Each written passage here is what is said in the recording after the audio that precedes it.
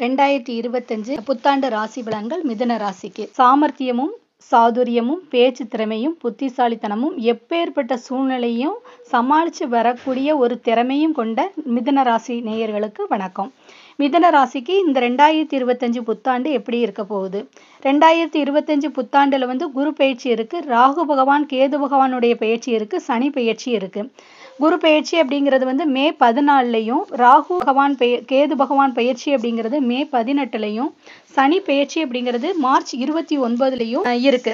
இந்த வருஷம் ஆரம்பத்திலே எப்படி பார்த்தாச்சு அப்படின்னா உங்களுடைய ராசிநாதனான புத பகவான் சூரியனோட கூடி தனுசு ராசியில சந்திரனோடையும் கூடி இருக்கார். ஆக திருமண வாழ்க்கை அப்படிங்கிறது நல்லா இருக்கும். திருமண வாழ்க்கை நல்லா இருக்கும். கூடு தொழில் பண்றவங்களுக்கு கூடு தொழில் நல்லா இருக்கும்.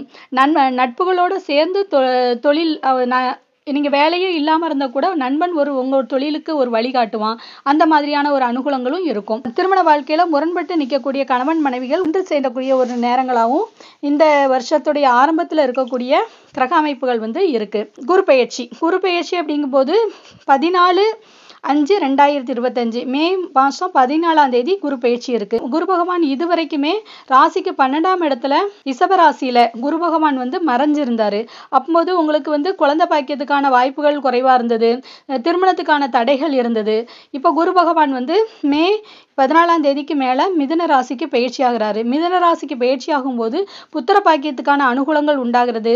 திருமணமாகாத இளைஞர்களுக்கு திருமணமாகக்கூடிய வாய்ப்புகள் கிடைக்கிறது. இந்த மாதிரியான ஒரு நல்ல ஒரு அனுகூலங்கள் கொடுக்கக்கூடிய ஒரு அமைப்பு அப்படிங்கிறது உண்டு. உங்களுக்கு ராசிக்கு 2ஆம் இடத்துல செவ்வாய் நீசமா இருக்கிறார். வாக்குஸ்தானத்துல நீசமாயி செவ்வாய் நீச வக்ரம் அடைகிறார். நீச வக்ரம் அப்படிங்கிறது ஒரு தொழில் பண்றவங்களா இருக்கட்டும், வியாபாரியா இருக்கட்டும், கம்பெனில வேலை பார்க்கறவங்களா இருக்கட்டும், வளைஞ்சு கொடுத்து போகணும். வளைஞ்சு கொடுத்து போறது மூலமா தான் தொழில் வகையில ஏற்படக்கூடிய சிக்கல்களை நீங்க தவிர்க்க முடியும். சனி பயிற்சி அப்படின்னு பார்க்கும்போது உங்களுக்கு 29/3/2025 மார்ச் 29ஆம் தேதிக்கு மேல சனி பயிற்சி அப்படிங்கிறது இருக்கு. சனீஸ்வர பகவான் இதுவரைக்குமே ராசிக்கு 9ஆம் இடமான கும்பராசியில உட்கார்ந்துகிட்டு இருக்கார். இந்த கும்பராசியில வருஷத்துடைய முற்பகுதியில சுக்கிரனுமே உட்கார்ந்து இருக்கார்.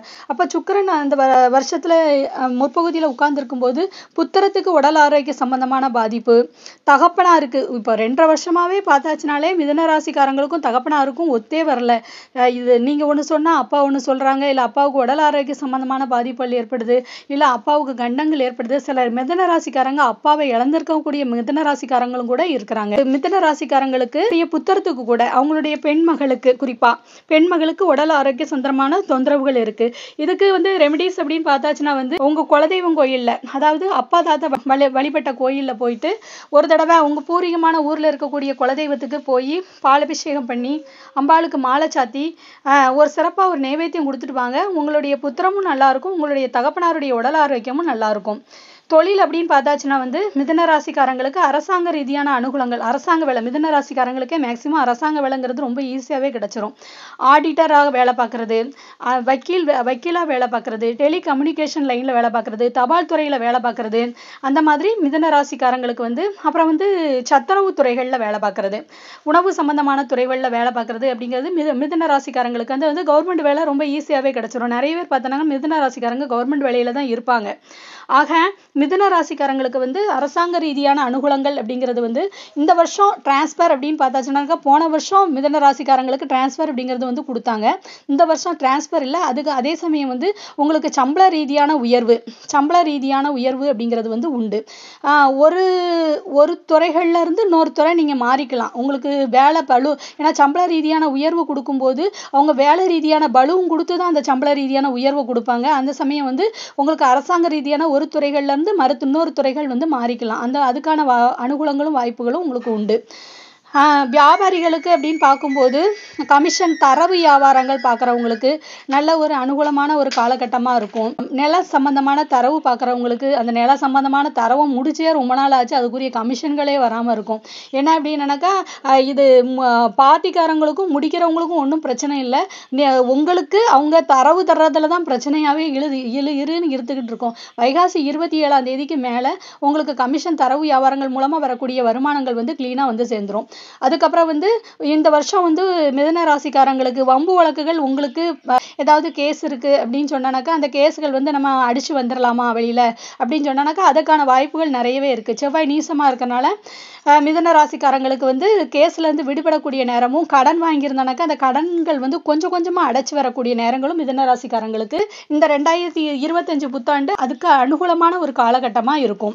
வியாபாரம் பார்க்குறவங்க, ஸ்டேஷனரி சம்பந்தமா கடை வச்சிருக்கிறவங்க, ஜெராக்ஸ் கடை வச்சிருக்கிறவங்க, ஸ்போர்ட்ஸ் பொருட்கள் அதாவது விளையாட்டு பொருட்கள் விற்கிறவங்க, கடல் சார்ந்த பொருட்கள் விற்கிறவங்க, கடல் சார்ந்த பொருட்கள் அப்படின்னு பார்க்கும்போது சங்கு பொருட்கள், சிப்பிகள்ல செய்யக்கூடிய பொருட்கள் அதெல்லாம் விற்கிறவங்களுக்கு நல்ல ஒரு யோகமான ஒரு காலகட்டங்களா இருக்கும். மாணவர்கள் நல்ல கல்வியில முன்னேறக்கூடிய ஒரு அமைப்பு அப்படிங்கிறதும் உண்டு. ராகு கேது பெயர்ச்சி அப்படிங்கும்போது ராகு பகவான் வந்து மே மாசம் 18ஆம் தேதி மீன ராசியில இருந்து கும்ப ராசிக்கு வந்து இடம்பெறாரு. மீன ராசியில இருந்து கும்ப ராசிக்கு ராகு பகவானும், கன்னியா ராசியில இருந்து சிம்ம ராசிக்கு கேது பகவானும் இடம்பெறாங்க. கேது பகவான் சிம்ம ராசிக்கு போறது அப்படிங்கிறது வந்து நீங்க எடுத்த முயற்சிகள்ல உங்களுக்கு அனுகூலமான காரியங்களை கொண்டுட்டு வரும். ஆனா ராகு பகவான் அதை தடை செய்யறாரு. அவ்வளோ கஷ்டப்பட்டு எஃபோர்ட் போட்டு முன்னேறுங்க அப்படிங்கிற அளவுக்கு ராகு பகவான் உங்களுடைய முயற்சி அது வந்து இது வந்து என்ன அப்படின்னா பூர்வீக தோஷத்தை கொடுக்கும். பூர்வீக தோஷம் இருக்கிறதுனால நீங்க அந்த முன்னேறக்கூடிய முயற்சிகள்ல எடுத்த காரியங்கள்ல வந்து தடைங்கிறது வந்து ஏற்படுது. இதுக்கான பரிகாரங்கள் அப்படின்னு பார்த்தாச்சுனாக்க வந்து அமாவாசை வழிபாடு, இதை தாத்தா வழிபடுறது, தாத்தாவோட அப்பா வழிபடுறது, தகப்பனார் இல்லாதவங்க தகப்பனாரையும் சேர்த்து வழிபடுறது அப்படிங்கிறது எடுத்த காரியங்கள்ல வந்து தடைகளை நீக்கும். நம்ம ஏதாவது முயற்சி பண்ணி முன்னேறணும்னு நினைச்சா கூட அதுக்கான அனுகூலங்களையுமே கொண்டுட்டு வரும். 2025 மிதுன ராசிக்காரங்க வழிபடக்கூடிய தெய்வங்கள் ஜீவ சமாதி அடைந்த சித்தர்கள். ஏன்னா வந்து மிதுன ராசிக்காரங்க 2 விஷயத்துக்காக போராடுறாங்க. ஒண்ணு திருமண வாழ்க்கைக்காக போராடுறாங்க, திருமணம் அமையறதுக்காக போராடுறாங்க. அதுக்கப்புறம் வந்து அமைஞ்ச பிறகு திருமண வாழ்க்கையில மனைவியோட கணவனோட சேர்ந்து போராடுறாங்க. ஆக ஜீவ சமாதி அடைந்த சித்தர்களை வந்து வழிபடுங்க. எந்த ஒரு கோயிலுக்கு போனாலும், பழனிக்கு போனா பாம்பாடி சித்தர் கோயில்ல வழிபடுங்க, திருச்செந்தூருக்கு போனா மூவர் சமாதியை வழிபடுங்க, தேசிக சுவாமிகளை வழிபடுங்க, சாய் பாபாவை வழிபடுங்க, அதுக்கப்புறம் ராகவேந்திர சுவாமிகளை வழிபடுங்க, தூத்துக்குடி மாவட்டத்துல சேர்மசாமியை வழிபடுங்க. ஆக ஜீவ சமாதி அடைந்தவர்கள் இந்த சித்தர்களுடைய ஆசீர்வாதம் அப்படிங்கிறது வந்து உங்களுக்கு தொழில் ரீதியான அனுகூலங்களையும் கொண்டுட்டு வரும், திருமண ரீதியான தடைகளையும் நீக்கி கொடுக்கும். எப்படி பார்த்தாலும் மிதுன ராசிக்கு இந்த வருஷம் யோகமான ஒரு காலகட்டம் தான். நல்ல முன்னேறி வரக்கூடிய ஒரு கிட்டத்தட்ட முன்னேறி வரக்கூடிய ராசிகள்ல மிதுன ராசியும் ஒண்ணு. இந்த வருஷம் 95% அவங்களுக்கு நல்ல பலன் தான். நன்றி, வணக்கம்.